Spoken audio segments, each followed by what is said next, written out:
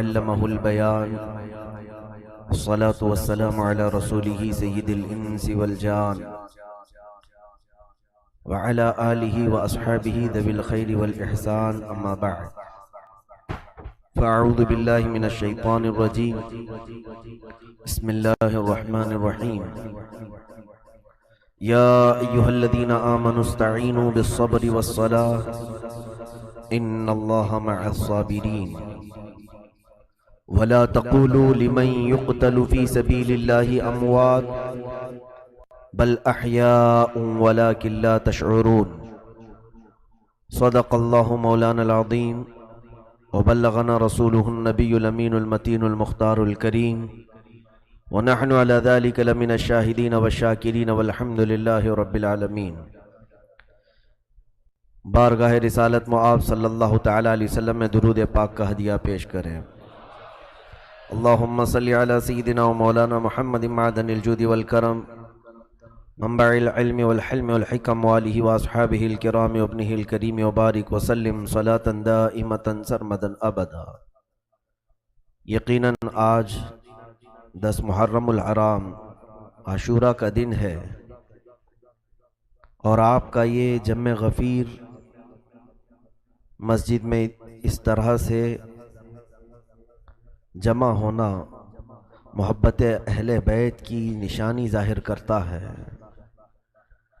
آج ہر سنی گھرانہ حسین کو سننا پسند کرتا ہے اور آج کے دن بہت ساری فضیلتیں ہیں عاشورہ کی اور تاریخی اعتبار سے بہت سارے واقعات بھی ہوئے ہیں عاشورہ کو، لیکن ان واقعات کا تذکرہ زیادہ نہیں کیا جاتا، شہادت امام حسین کا تذکرہ زیادہ کیا جاتا ہے، اس لیے کہ دیگر واقعات بھی عبرت کے لیے ہو سکتے ہیں۔ نوح علیہ السلام کے طوفان کا ذکر، موسیٰ علیہ السلام کا فرعون کی لشکریوں سے نجات کا پانا، یونس علیہ السلام کا مچھلی کے پیٹ سے باہر آنا، یہ سب عاشورہ کے دن ہوا ہے، لیکن کثرت سے شہادت امام حسین کو ہر سنی گھرانہ اس لیے ذکر کرتا ہے کہ قتل حسین اصل میں مرگ یزید ہے، اسلام زندہ ہوتا ہے ہر کربلا کے بعد۔ ہم اسی نیت سے اور اسی آس و یاس تمنا کے ساتھ شہادت امام کا تذکرہ کرتے ہیں کہ ہمارے مرجھائے ہوئے دلوں میں پھر سے ایمان تازہ ہو جائے۔ آج معمول کے مطابق تذکرہ امام حسین امام عالی مقام رضی اللہ تعالیٰ عنہ ہمیں کرنا ہے۔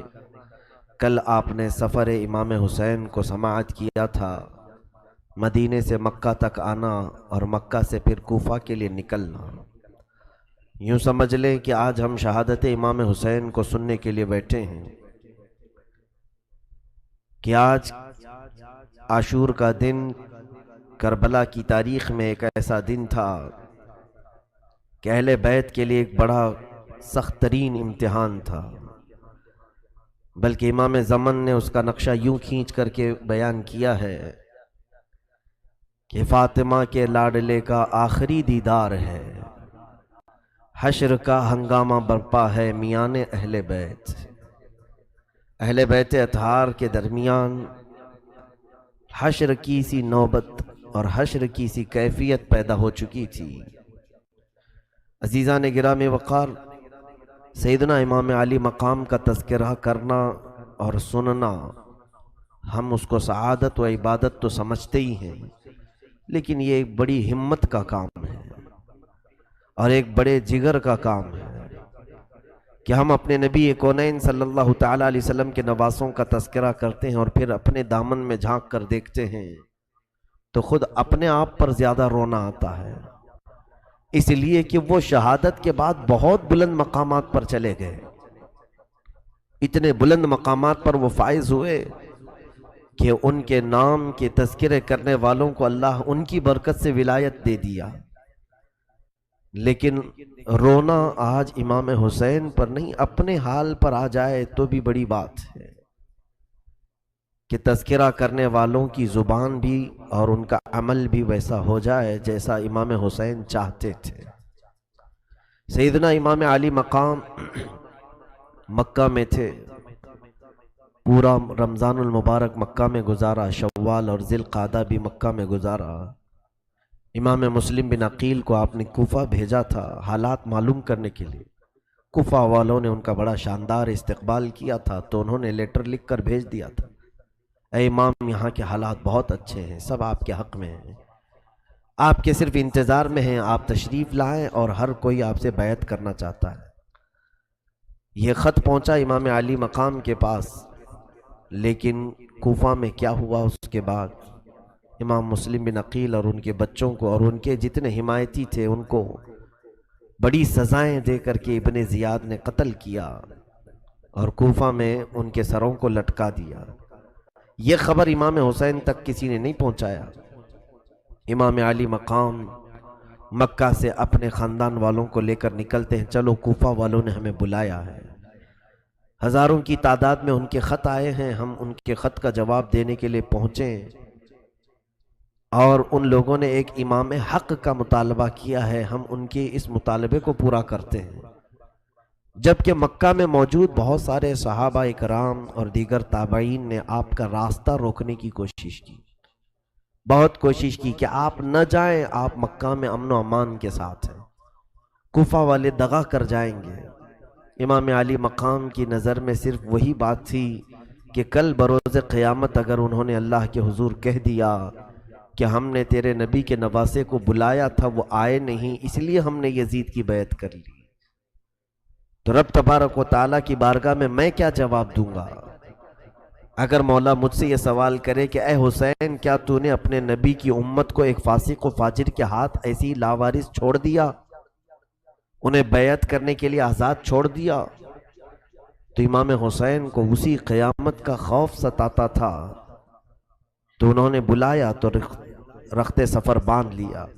امام علی مقام جب اپنے گھر والوں کے ساتھ نکلے تو راستے میں کچھ لوگ ملاقات کرتے رہے، اس میں ایک مشہور شاعر فرزدق، اس نے مل کر کے ملاقات کر کے کہا بھی کہ آپ کہاں جا رہے ہیں؟ کہا کوفہ کی طرف۔ تو اس نے ایک تاریخی جملہ کہا، اے امام حسین ابن علی، کوفہ والوں کے دل آپ کی طرف ہیں لیکن ان کے نیزے اور تلواریں یزید کی طرف سے چلتی ہیں، آپ ان کی بات پر یقین نہ کریں۔ امام علی مقام نے کہا، اے فرزدق، اللہ نے جو مقدر رکھا ہے وہ ہو کر رہے گا۔ بہرحال آپ کا سفر آگے بڑھتا گیا، کارواں یہ منزلیں طے کرتا گیا۔ بیچ میں آپ کی سگی بہن زینب رضی اللہ تعالیٰ عنہ کے دو شہزادے عون و محمد چھوٹی عمر میں تھے، وہ اپنے والد کا خط لے کر کے آئے، حضرت عبداللہ بن جعفر کا خط۔ امام علی مقام کو انہوں نے خط لکھا تھا، وہ بہنوی تھے، امام حسین کے سگے بہنوی تھے، عبداللہ بن جعفر حضرت سیدہ زینب کے شوہر، وہ قافلے میں نہیں تھے۔ انہوں نے خط لکھا کہ میں آپ کو روکتا ہوں، اللہ کے لیے آپ واپس آ جائیں، کوفہ والوں کی نیتیں اچھی نہیں ہیں، اگر ان کے پاس تھوڑی اور سختی کسی نے کر دی تو وہ آپ کے خلاف کھڑے ہو جائیں گے، اللہ نہ کرے آپ کے ساتھ اگر کچھ ہو گیا تو پوری دنیا میں اندھیرا چھا جائے گا۔ امام علی مقام کا خط لکھا، امام حسین ابن علی رضی اللہ تعالیٰ عنہ نے اس خط کو رکھا اور اپنے ارادے پر آگے چلتے رہے۔ عون و محمد سے کہا کہ جاؤ اپنے ابا سے ہمارا سلام کہنا اور کہنا عافیت کی دعا کریں، ہم رسول کریم صلی اللہ علیہ وسلم کی امت کی خیر کے لیے نکلے۔ عون و محمد جاتے کہاں؟ انہوں نے کہا مامو جان، ابا نے خط تو لکھا آپ تک پہنچانے کے لیے، لیکن تحفے میں ہم دونوں کو آپ کے حوالے بھی کیا، آپ ہمیں قبول کر لیں۔ وہ دو ننھے سے شہزادے تھے، ان کی عمروں کے متعلق یہ فرمایا گیا کہ وہ 15 سال سے کم کی عمر کے تھے۔ دونوں شریک قافلہ ہوئے، یہ قافلہ چلتا رہا، کوفہ کی طرف جا رہا تھا۔ کوفہ کی ابھی بھی خبر امام علی مقام کو نہیں پہنچی تھی کہ کوفہ والوں نے کیا کیا ہے۔ اسی اثنا میں بیچ میں ایک مقام آتا ہے، وہاں پر حر بن یزید تمیمی ریاحی، یہ ابن زیاد کا معتمد تھا، یزید کی طرف سے اس نے 1000 کا لشکر لے کر امام کا راستہ روکنے کی کوشش کیا۔ ہوا ایسے کہ بیچ راستے میں امام علی مقام نے پڑاؤ کیا ہے، خیمہ ڈالا ہے، تو کوئی گھوڑ سوار دوڑتے ہوئے آ رہے تھے، لیکن ان کے چہرے لٹکے ہوئے تھے، بدن جھول رہے تھے۔ امام حسین نے دیکھا کہ اتنا بڑا لشکر آ رہا ہے، تو لشکر کو دیکھا امام حسین نے اپنے لوگوں سے کہا کہ اس لشکر کو روکو، کیا بات ہے پوچھ لو۔ کوئی گئے اور جا کر کے پوچھا کہ کیا بات ہے، کہا بہت دور سے چلے آ رہے ہیں، پیاس اور بھوک نے ہمیں ادمرا کر دیا ہے۔ یہ خبر امام حسین کو پلی تو امام علی مقام نے اپنے خیموں میں جتنا پانی تھا سب لے کر کے حاضر آئے۔ حر بن یزید کو آ کر پانی پلایا، اس نے آنکھیں کھولی اور اس کے بعد ان لشکریوں کو پانی پلایا۔ امام حسین نے پوچھا کہ کیا مقصد، کس لیے آئے ہو؟ وہ جانتے نہیں تھے امام علی مقام کو۔ کہا سنا ہے ہم نے یزید کے خلاف حسین ابن علی بغاوت کر کے نکلے ہیں، اور ہمیں حکم دیا گیا ہے کہ ان کو راستے ہی سے گرفتار کر کے لے آئے۔ تو اس میں حر بن یزید نے پوچھا کہ کون ہے تم میں حسین؟ بڑا بھاری مشکیزہ اٹھا کر کے وہ لشکریوں کو پانی پلا رہے تھے۔ کسی نے کہا یہی حسین ابن علی ہیں جس نے تجھے پانی پلایا۔ وہ پانی پلا رہے تھے کس لشکر کو؟ اس یزید کے لشکر کو جو گرفتار کرنے کے لیے آیا ہے۔ یہ ہے شان اہل بیت، چاہے پہچان کا ہو کہ بنا پہچان والا ہو، اسے پہلے پانی پلایا جائے۔ اسی لیے تو آج محرم میں ہم ہر جگہ سبیلیں لگاتے ہیں، کثرت سے پانی پلاتے ہیں۔ ہر کسی مذہب سے تعلق رکھنے والا پانی پی کر کے جائے، کم از کم ہمارے ہاتھوں سے شربت پی کر کے جائے۔ یہ سبیلیں اور شربت جو ہم لگاتے ہیں اسی محبت میں۔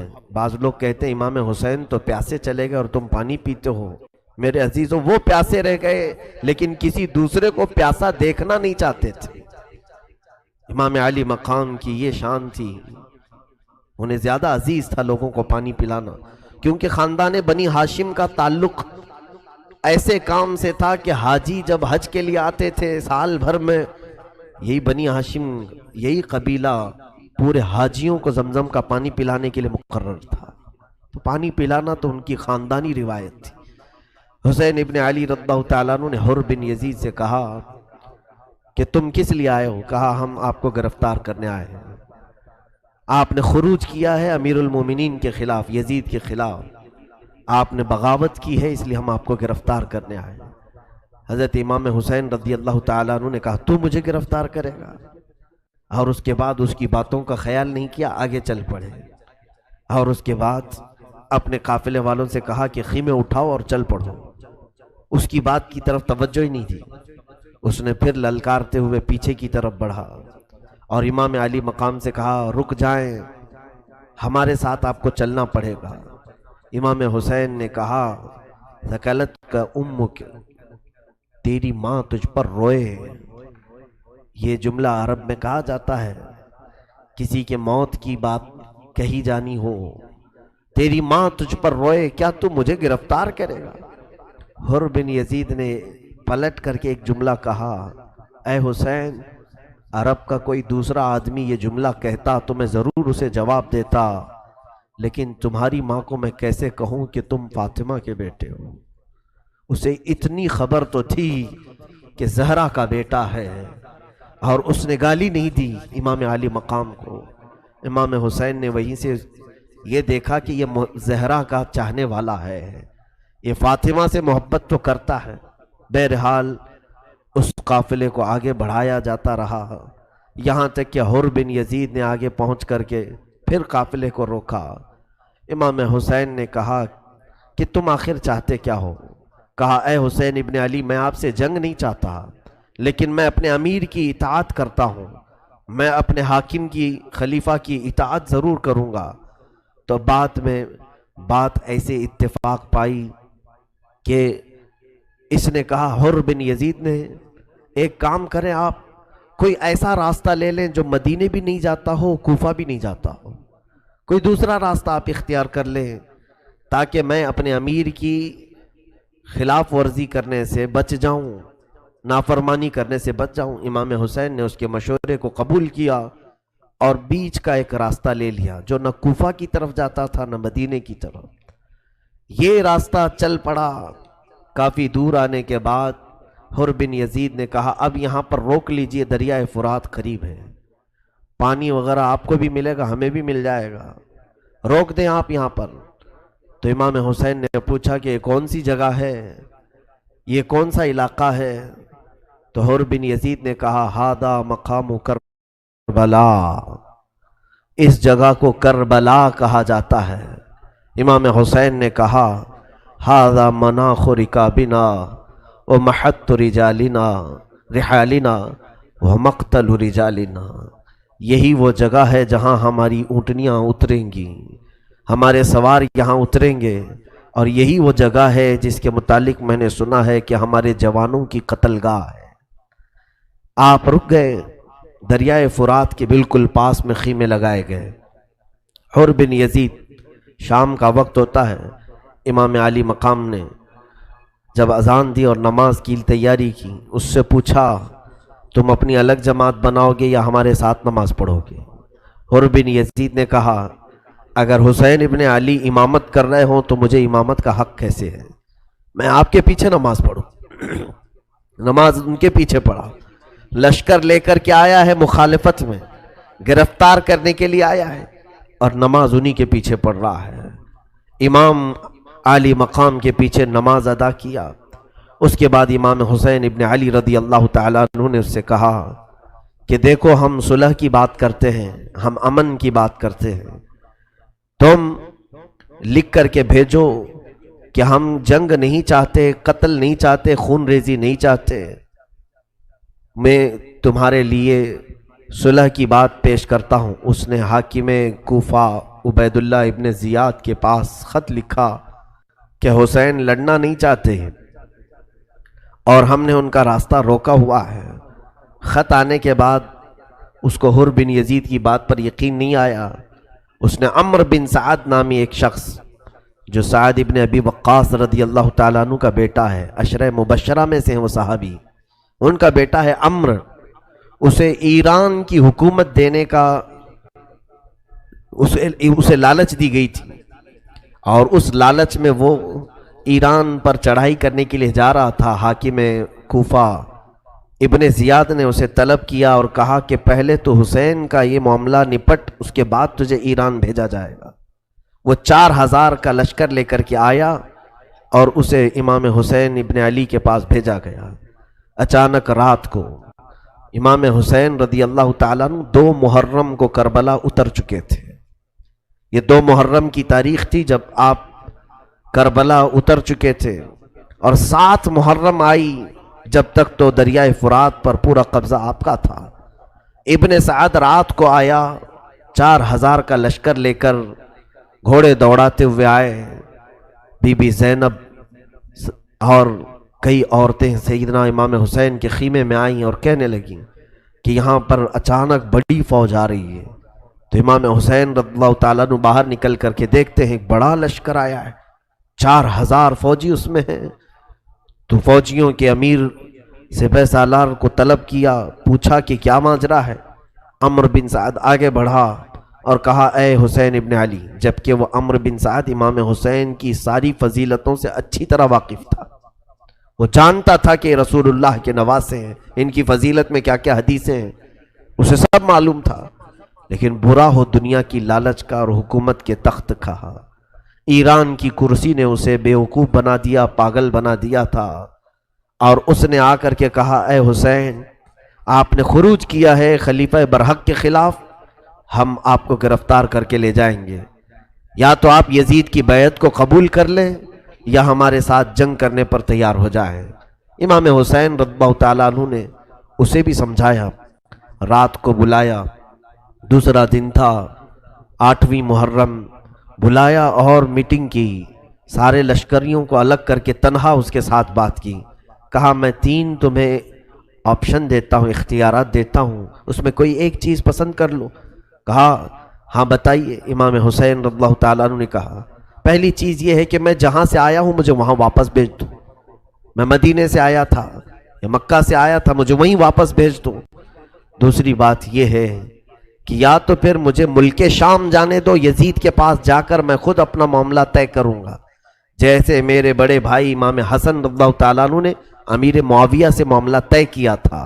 میں خود جا کر کے بات کر لوں گا ہمارے جو بھی معاملات ہیں.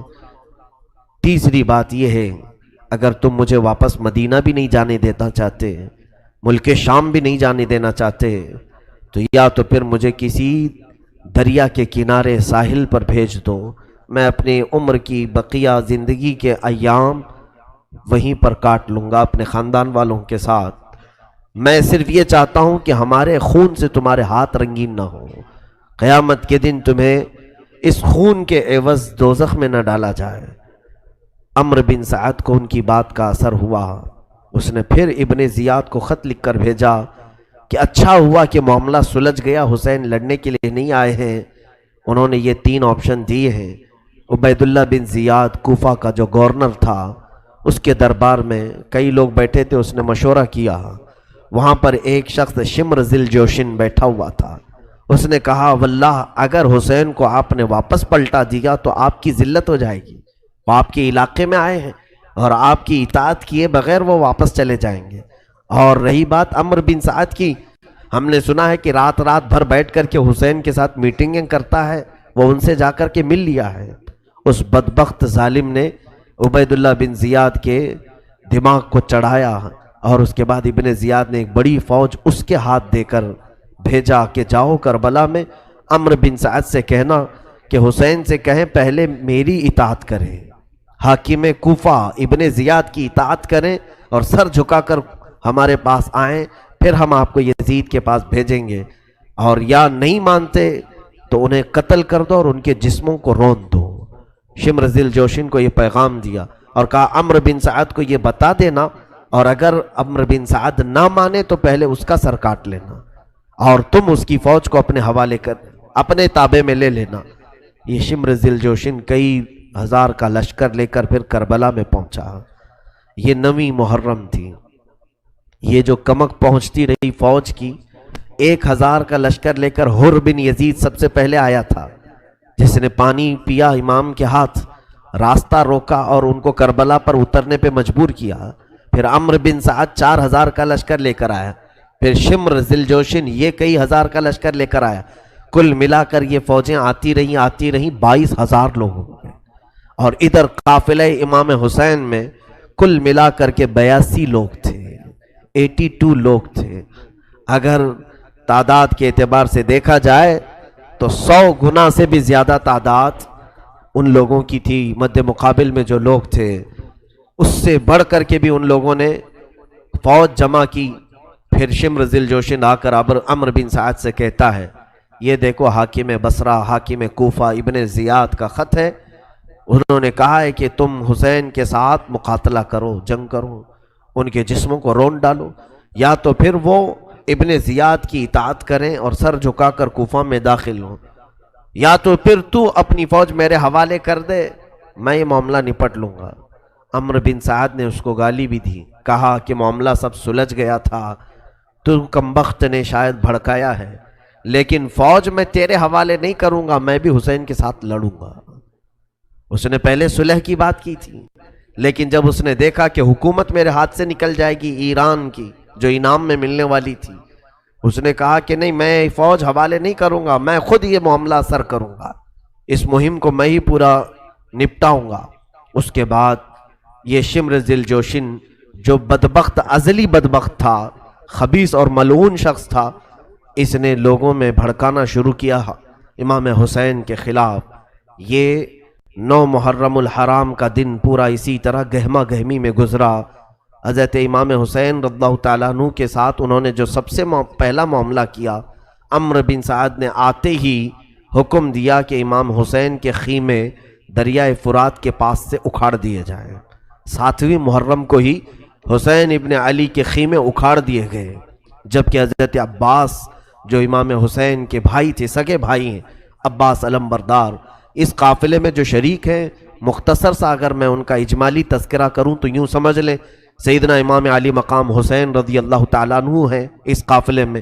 آپ کے 3 صاحبزادے ہیں، علی اکبر، علی اوسط، امام زین العابدین، علی اصغر، چھوٹے سے بچے، اور امام علی مقام کی 2 بیویاں ساتھ میں ہیں، بی بی شہر بانو اور حضرت علی اصغر کی ماں ام لیلہ، اور ان کے علاوہ حضرت امام حسن رضی اللہ تعالیٰ عنہ کے صاحبزادوں میں 3 یا 5 صاحبزادے تھے۔ حضرت علی کرم اللہ وجہہ الکریم کے 5 بیٹے اور تھے جو دوسری آپ کی زوجہ محترمہ سے تھے۔ امام مسلم بن عقیل کے 3 شہزادے اور تھے، 2 تو کوفہ میں شہید ہو گئے تھے۔ اس طرح سے امام حسین کے گھر کے ہی 52 افراد اس میں تھے، صرف خاندان اہل بیت کے 52 لوگ تھے۔ باقی ساتھیوں میں، محبت کرنے والوں میں 20 لوگ اور شامل ہو گئے تھے۔ اس میں سے کیسے شامل ہوئے وہ بھی الگ الگ ان کے اپنے واقعات ہیں۔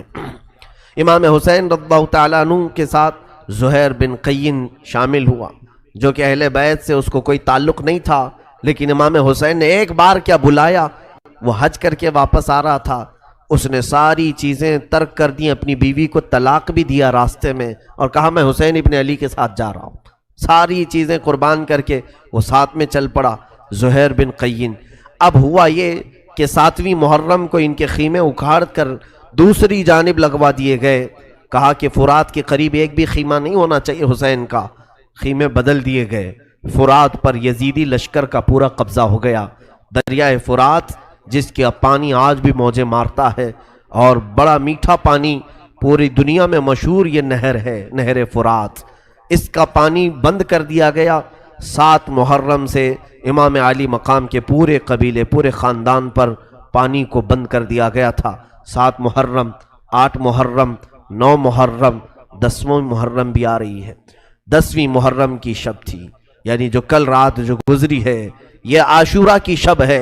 امام علی مقام نے اپنے پورے خاندان والوں کو جمع کیا، پورے لوگوں کو جمع کیا، اور ایک فصیح و بلیغ خطبہ دیا۔ اس میں یہ فرمایا، اے بنی ہاشم، اے رسول اللہ کے گھر والوں، آج حسین بن علی کو اس مقام تک پہنچنا پڑا کہ ہر جگہ میرے سر کے اطراف تلواریں اور نیزے لہرا رہے ہیں۔ میرے نانا کی امت ہی میرے خلاف تیر تان کر بیٹھی ہے، لہٰذا میں یہ چاہتا ہوں کہ تم جہاں جہاں سے آئے ہو اپنے گھروں کو واپس چلے جاؤ، تم اپنے اپنے گھروں پر چلے جاؤ، اور دین کی خدمت کرنا، عبادت خداوندی میں مصروف رہنا، مجھے میرے حال پر چھوڑ دو۔ جب اہل بیت میں آپ نے یہ تقریر کی، اللہ اکبر، سب کے جسموں پر رونگٹے کھڑے ہو گئے۔ اس میں جو بھی وفادار اہل بیت تھے ایک ایک کھڑے ہونے لگے۔ حبیب ابن مظاہر، ایک امام علی مقام کے خاص غلام، یعنی 7 ہو لیے تھے قافلے میں، مسلم بن اوسجہ اسدی، یہ بھی قافلہ امام میں شریک ہو گئے تھے، یہ کھڑے ہوئے۔ اور اس کے بعد حضرت عباس، سگے بھائی ہیں، کھڑے ہو کر کے کہتے ہیں، اے امام، آپ کیا چاہتے ہیں؟ آپ کے بعد ہم لوگ زندہ رہیں؟ فرماتے ہیں، آپ کے بعد زندگی کا مطلب ہی کیا ہے؟ اگر جینا ہے تو حسین کے ساتھ، اور مرنا ہے تو حسین کے قدموں میں مریں گے۔ آپ کے بھائی نے یہ جملے کہے، اور اس کے بعد آپ کے بھانجے بھتیجے ایک ایک اٹھتے گئے، اور انہوں نے وفاداری کا ایسا ثبوت دیا اور کہا، اے امام علی مقام، مولا، ہمارے جسموں پر جو بال ہیں وہ آپ کی برکت سے ہیں، آپ ہمیں کربلا سے واپس نہ کریں، ہم اپنی زندگی کی آخری سانس تک آپ کے ساتھ رہیں گے، جہاں آپ رہیں، چاہے آپ اپنے قدموں میں ہی ہمیں کیوں نہ رکھیں۔ امام علی مقام نے کہا، بچوں، دیکھتے نہیں پانی بند ہو چکا ہے، دیکھتے نہیں بھوک ہے۔ امام علی مقام سے بچوں نے کہا، اے امام حسین، یہ پانی ہی تو بند ہوا ہے، یہ پانی اور کھانا ہی تو بند ہوا ہے، لیکن ابھی ہمارے جنت کا راستہ تو کھلا ہوا ہے۔ امام علی مقام سے انہوں نے واپس نہ جانے کی ضد کی۔ پوری رات امام حسین ابن علی رضی اللہ تعالیٰ عنہ نے سجدے میں گزارا۔ یہ عاشورہ کی رات تھی، عبادت کی شب تھی، رات سجدے میں گزاری گئی، اور ظاہر سی بات ہے 3 دن کے بھوکے اور پیاسے یہ نہتے لوگ جو تلواریں لے کر کے اپنے ساتھ بہت بڑا سامان جنگ لے کر نہیں آئے تھے، جو اپنے ساتھ 1-2 تلواریں ہوتی تھیں، انہی تلواروں کے ساتھ عرب سفر کیا کرتے تھے، ساتھ چلے تھے۔ اس وقت آپ کے ساتھ بہت کوئی بڑی تیاریاں بھی نہیں تھی، خیموں میں ایسی حالت تھی کہ چراغ جلانے کے لیے کسی کے پاس تیل تک نہیں تھا۔ رات کے اندھیریوں میں بی بی زینب کہتی ہیں کہ اگر ہمیں کوئی کام پڑتا تھا تو ہم علی اکبر کے چہرے کی روشنی میں کام کیا کرتے تھے۔ حسین ابن علی کے دمکتے ہوئے چہرے کی جو روشنی ہوتی اسی میں ہم کام کر لیتے تھے۔ خیموں میں بھوک اور پیاس کی شدت تھی، لیکن کسی نے شکایت نہیں کی کہ ہم کو کس حالت میں لا کر آپ نے چھوڑ دیا۔ بیویوں نے بھی صبر کا مظاہرہ کیا ہے، خواتین نے صبر کا مظاہرہ کیا ہے، بچوں نے بھی صبر کا